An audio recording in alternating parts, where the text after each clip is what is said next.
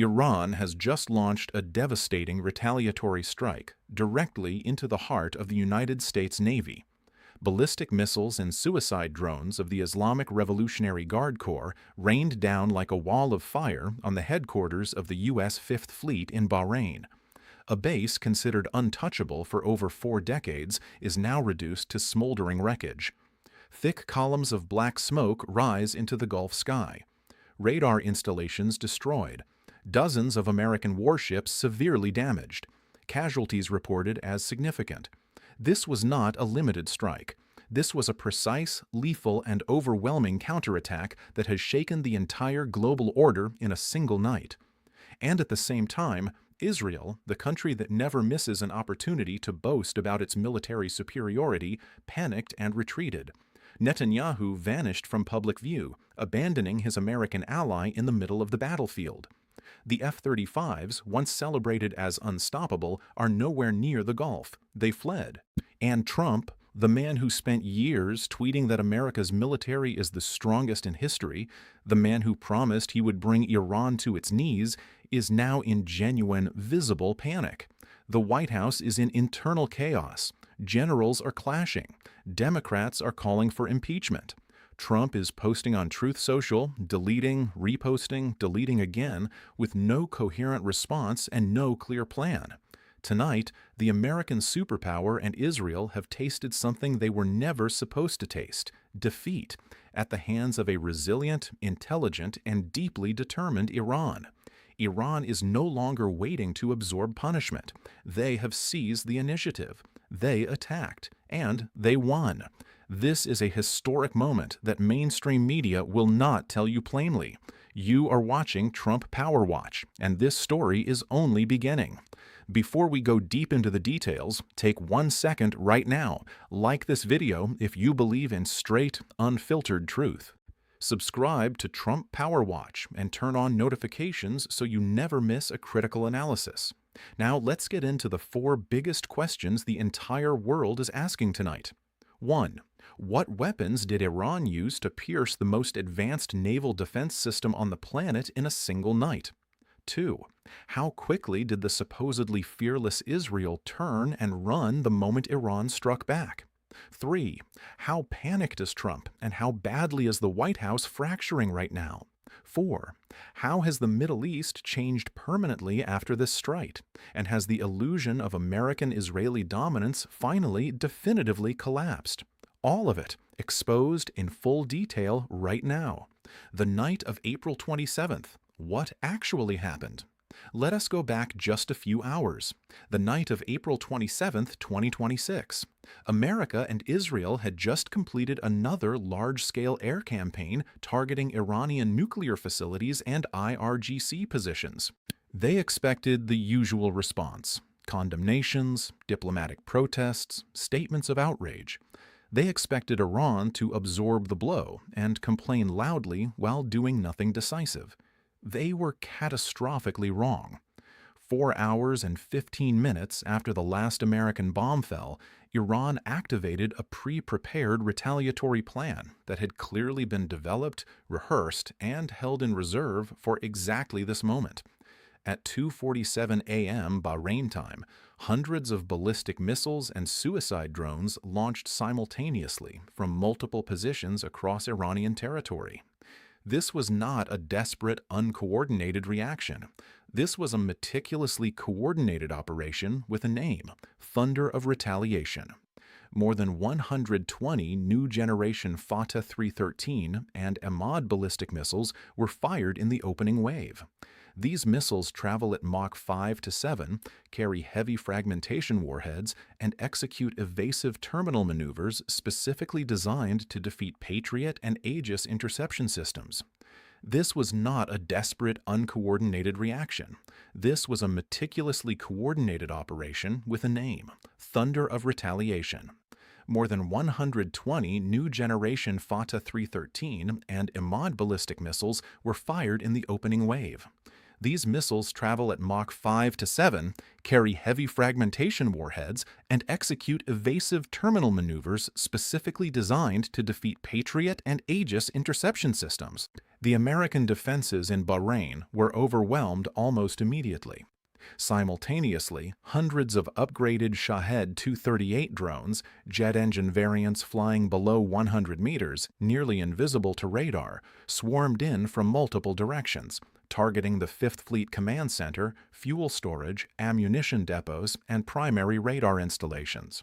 Some acted as decoys, drawing defensive fire. Others drove directly into their assigned targets. The close-in weapon systems were saturated within minutes. Dozens of SOMAR cruise missiles launched from mobile platforms added a third layer to the assault, compounding the confusion and preventing any coherent defensive response. The result? The U.S. 5th Fleet headquarters, considered impregnable for more than 4 decades, is now burning. According to IRGC sources, at least 17 warships sustained heavy damage, including 2 guided missile destroyers. The main command center took 3 direct ballistic missile hits, completely disabling communications for several hours. The Pentagon has not issued official casualty figures, but regional intelligence sources indicate the number of American servicemen killed and wounded could reach into the hundreds. This is the most severe single engagement loss suffered by the U.S. Navy in the Gulf since the Second World War. The speed was equally significant. Iran did not use guesswork targeting. They used real-time intelligence, satellite coordination, and underground support networks to strike with extreme precision. The operation was over before sunrise. By 5:30 a.m., as the sun rose over the Gulf, the headquarters of American naval power in the Middle East lay temporarily neutralized. For the first time in modern history, Iran had directly struck a major U.S. military installation and caused serious, documented damage. This was not just a military engagement. This was a historic turning point. The weapons that made it possible. The question the world is asking: how does a nation under decades of suffocating sanctions achieve this in a single night? The answer begins with Iran's ballistic missile program, specifically the Fatah 313 and Emad systems that led the assault. The Fatah 313 reaches Mach 5, carries a 500-kilogram warhead, and incorporates terminal phase maneuvering technology that makes interception by Patriot and Aegis systems extraordinarily difficult. A single successful impact is sufficient to destroy a command building entirely. The Emad carries specialized fragmentation warheads engineered to shatter radar arrays and disable communications infrastructure. Together, they formed the decisive first wave. The drone swarm component was equally critical. The SHH-AD-238, a jet-powered evolution of earlier designs, flies at extremely low altitude, continuously varies its flight path, and carries a 40 to 50 kilogram warhead. Launched in coordinated waves of hundreds, they overwhelm close-in weapon systems by sheer volume and tactical unpredictability. While CIWS engaged one cluster, others drove into their targets unopposed. The economic dimension of Iran's approach is staggering and deliberate. A single domestically produced ballistic missile costs a fraction of the American interceptors required to destroy it. Iran is fighting an economic war alongside a military one, and the cost asymmetry consistently favors Tehran. The strategic cooperation that underpins this capability deserves recognition. Russia contributed upgraded air defense technology and radar systems. China provided satellite navigation precision, advanced semiconductor components, and guidance system expertise. North Korea supplied multi-warhead ballistic missile technology that makes simultaneous interception of multiple reentry vehicles nearly impossible. Iran did not simply receive weapons from allies. It received technology, understood it, improved it, and built something more advanced from it, in underground facilities that sanctions and airstrikes have never managed to locate or destroy. This is 4 decades of forced innovation finally deployed at full scale. Israel runs, Trump panics. Now for the part of this story that reveals character more clearly than any military analysis can.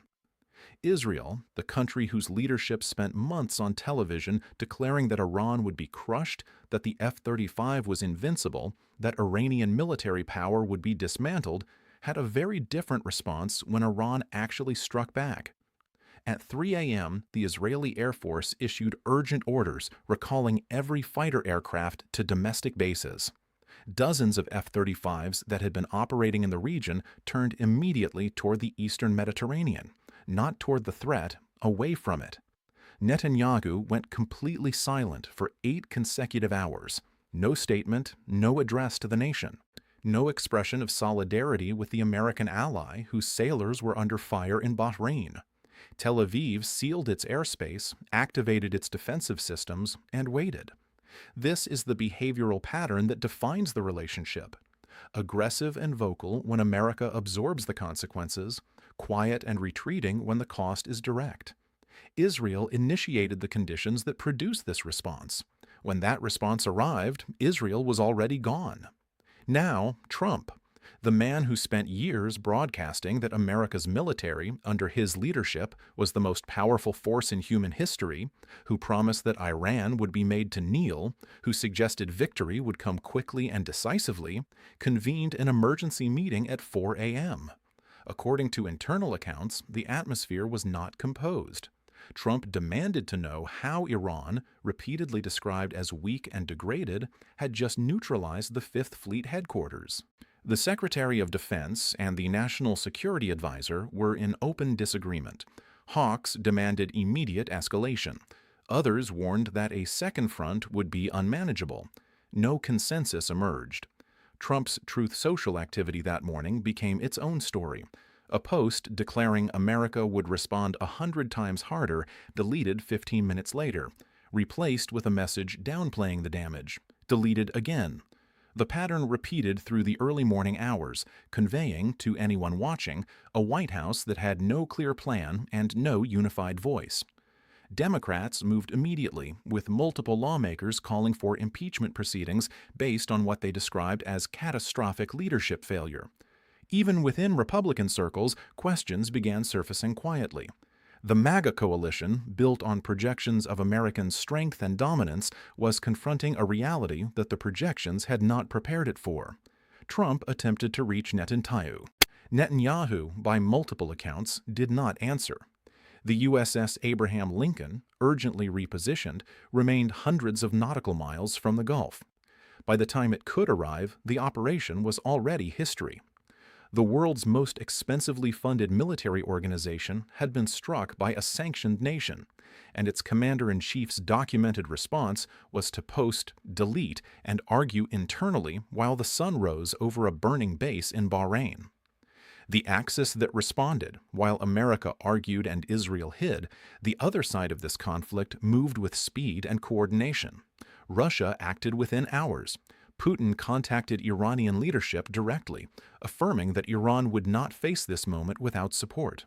The Russian Ministry of Defense announced accelerated military assistance to an unprecedented level, upgraded S-400 systems, additional Kinjal hypersonic capabilities, T-90M armor moving urgently through the Caspian corridor. The axis that responded, while America argued and Israel hid, the other side of this conflict moved with speed and coordination. Russia acted within hours. Putin contacted Iranian leadership directly, affirming that Iran would not face this moment without support. The Russian Ministry of Defense announced accelerated military assistance to an unprecedented level, upgraded S-400 systems, additional Kinjal hypersonic capabilities, T-90M armor moving urgently through the Caspian corridor. 2 nuclear-capable submarine platforms repositioned closer to the Gulf as a direct signal to Washington about the cost of further escalation. China's response was simultaneously public and practical. Beijing formally condemned America and Israel as aggressors while accelerating deliveries of advanced guidance technology, ASA radar systems, and intelligence satellite access to Iranian forces. PLA naval assets in the Indian Ocean intensified their presence near the Strait of Hormuz. China's message was clear without being declaratory. The maritime route critical to Chinese energy imports would not be contested without cost. North Korea moved most concretely on the ground. Pyongyang announced additional transfers of intercontinental ballistic missile technology and multi-warhead systems to Iran. North Korean missile engineers, already present in Iran for months, increased in number following the Bahrain operation. Kim Jong-un reportedly sent direct congratulations to IRGC leadership and publicly reaffirmed the alliance as unbreakable. This is not a paper alliance exchanging diplomatic statements. This is an operational alliance exchanging hardware, expertise, intelligence, and personnel in real time. Each member contributes what the others lack. Russia provides air defense and battlefield experience. China provides technology, economic depth, and satellite coverage.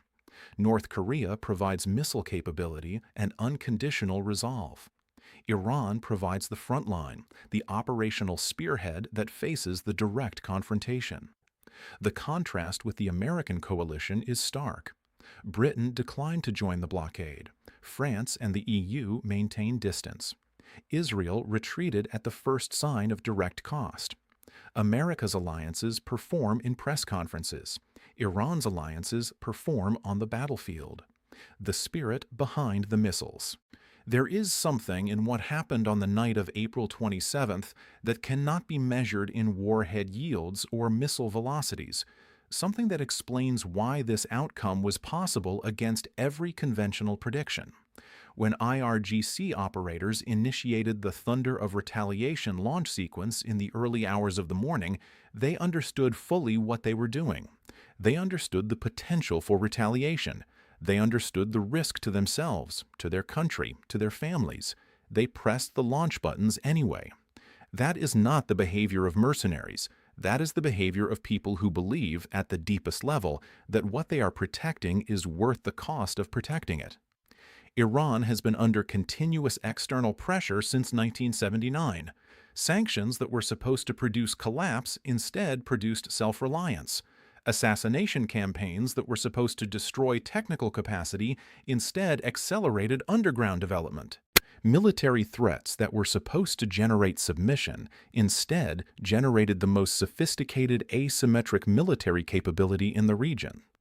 Every generation of Iranians has been shaped by the knowledge that the world's most powerful nations considered their country a problem to be managed rather than a nation to be respected. That knowledge does not produce fear in a population that has already decided it will not accept subjugation. It produces exactly the kind of determination that launched hundreds of missiles toward Bahrain before sunrise on April 27th. Compare this to the motivational architecture of the opposing forces. American service members fighting on contract, on rotation schedules, for salaries and benefits in a conflict thousands of miles from their families. Israeli pilots operating under political constraints with career considerations, with the constant awareness that each aircraft lost is a domestic political crisis for a government already under pressure. When genuine resistance meets borrowed power under real operational stress, the outcome that unfolded in Bahrain becomes less surprising and more inevitable. IRGC leadership captured this in a single line. We are not afraid of death because we already died for this ideal long ago. What are you afraid of losing? Your position? Your stock portfolio? Your approval ratings? That is the gap that no defense budget can close and no technology can compensate for. And it is the gap that determined the outcome of April 27th. A Middle East that will never look the same. The picture of the Middle East that existed before the night of April 27th is gone. It will not return. For decades, the U.S. Fifth Fleet functioned as the enforcer of American dominance in the Gulf, an untouchable symbol of military supremacy that regional actors calibrated their behavior around. That symbol has been directly struck, seriously damaged, and temporarily neutralized by a nation that American and Israeli officials spent years publicly describing as degraded, cornered, and near collapse. The strategic implications move outward in every direction. No American military installation in the Middle East can now be considered beyond the reach of Iranian precision strike capability. That calculation has changed permanently, not theoretically, but through demonstrated operational fact. The Strait of Hormuz, through which a fifth of the world's daily oil supply flows, is under Iranian effective control. The ability to disrupt global energy markets with a single operational decision rests in Tehran. Gulf Arab states that built their security architecture around American guarantees are urgently recalculating. Saudi Arabia, the UAE, and Qatar watched the Fifth Fleet headquarters burn and are now quietly exploring what accommodation with Iran looks like, because the protection they paid for with decades of alignment did not hold on the night it was most needed. Israel is in its most difficult strategic position in a generation. Netanyahu has lost credibility domestically and internationally simultaneously. The mythology of IDF invincibility has been punctured not by Israeli sacrifice in defense of allies, but by Israeli retreat at the moment allies needed them most. The unipolar moment in the Middle East, the era in which American military dominance was so overwhelming that direct confrontation was unthinkable, ended on the morning of April 28th, when the sun rose over a burning base in Bahrain and the White House had no coherent response.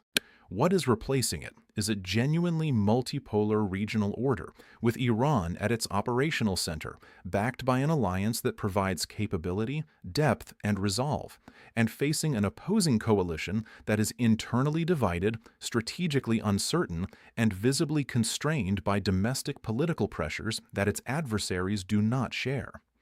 Iran did not just win a battle on April 27th. Iran changed the terms on which every future interaction in this region will be conducted. The paper superpower showed its true nature. The axis of resistance showed its real capability. And the Middle East that emerges from this night will be shaped by those two realities for years to come. The question I leave you with tonight: what does Trump do next? Does he escalate, knowing what escalation now costs? Or does he look for an exit that preserves enough of an appearance of strength to survive politically? Drop your answer in the comments right now.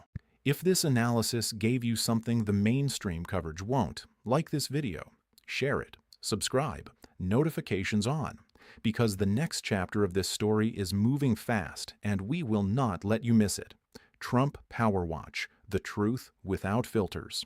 Iran has taken the initiative. The Middle East has changed. See you in the next one.